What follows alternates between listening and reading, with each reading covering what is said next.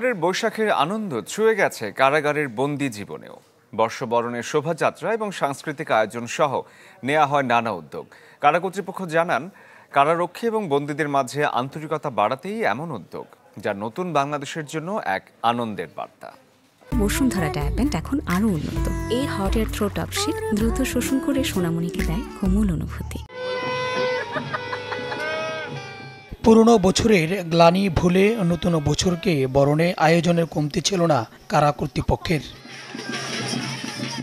এদিন ঢাকা কেন্দ্রীয় কারাগারের উদ্যোগে বের করা হয় বর্ষবরণের শোভাযাত্রা। অংশ নেন কারারক্ষী ও তাদের পরিবারের সদস্যরা। থাকলে হয়তো আনন্দ করতে পারতাম, এখন কষ্ট দেখা করতে আসছি। বছর উপলক্ষে প্রতিবার আব্বুর সাথেই থাকা হয়, এবার বাবাকে অনেক মিস করা হচ্ছে। এখানে এসে যে আয়োজন দেখতেছি তাতে অনেক ভালো লাগতেছে।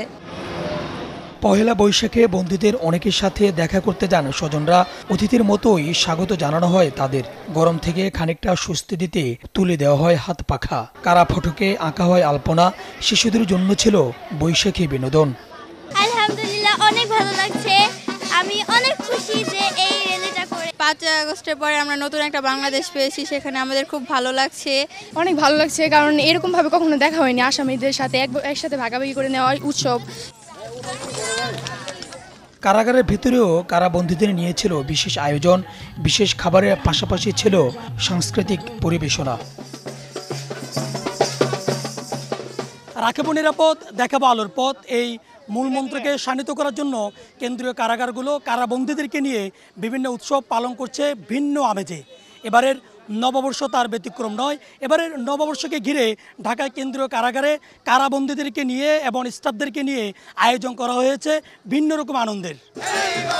কারাবন্দী ও কারারক্ষীদের মাঝে মেলবন্ধন তৈরিতে উৎসবের দিনে এমন আনুষ্ঠানিকতা চালু রাখার কথা জানিয়েছে কারা কর্তৃপক্ষ।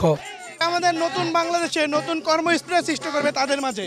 আমরা নতুন করে সবাইকে জানান দিতে চাই যে আমরা ঐক্যবদ্ধভাবে একসাথে কাজ করব বাংলাদেশ গড়ার জন্য। কেরানীগঞ্জে ঢাকা কেন্দ্রীয় কারাগারের পাশাপাশি দেশের আরও কিছু কারাগারে উদযাপিত হয় পহেলা বৈশাখ। সুলতান মাহমুদ আরিফ, চ্যানেল 24, ঢাকা।